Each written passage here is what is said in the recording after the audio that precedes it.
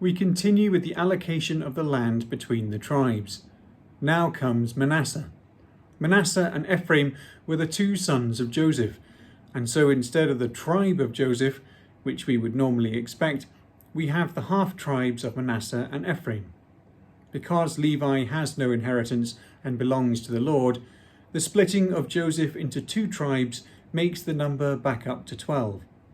We remember also that Manasseh took their inheritance with Gad and Reuben east of the Jordan, as long as they agreed not to settle until the other tribes were established in the west. But in fact, as you can hopefully see from this map, Manasseh also inherited a large piece of land west of the Jordan as well. Joseph's territory, taking Manasseh and Ephraim together, was huge. And if you look at Judah, you will see that it also is a very large portion. When Jacob blesses his sons in Genesis 49, the lengthiest blessing was given to Judah, followed by Joseph.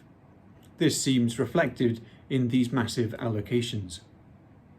The daughters of Zelophehad, whose claim was pressed before Moses in the book of Numbers, are of the tribe of Manasseh and are allotted portions east of the Jordan. Two of their names, Noah and Hoglah, feature on receipts for oil and wine, which were found on some pottery in Samaria. These are thought to refer to the regions which were named after them. These pieces date from the 8th century BC, which is the time of Isaiah. The name of the female Noah, if you were wondering, is spelt and pronounced differently in Hebrew from the more famous Noah. Verse 12 states that, as in other places, the current inhabitants could not be removed. Instead, as verse 13 goes on to say, they were forced to do labour for Israel. This is corvée labour, which meant they were called upon at times to do periods of service, rather than being continuously enslaved. We have already seen this in chapter 9, when the Gibeonites tricked Joshua into vowing not to destroy them.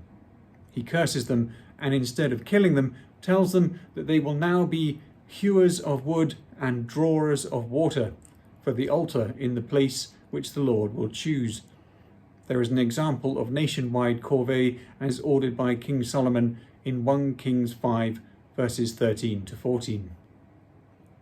Chapter 18 begins with an interruption of the process of allocating territories by stating that the tent of meeting was set up at Shiloh. So far, the ark has not been much mentioned, except at places like chapter 9, which I quoted a moment ago. In that quote, Joshua used the phrase, which recurred in Deuteronomy, that the Lord will choose a place in Israel for his name. This is now Shiloh.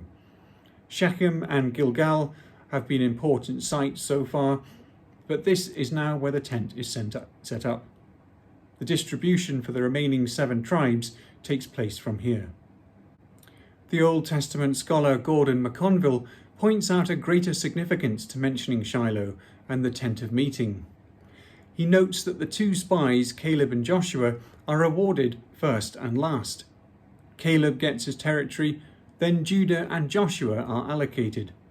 Then there is a pause while the sanctuary is set up at Shiloh. Then follows the allocation for the remaining 7 tribes, followed last of all by the other faithful spy, Joshua.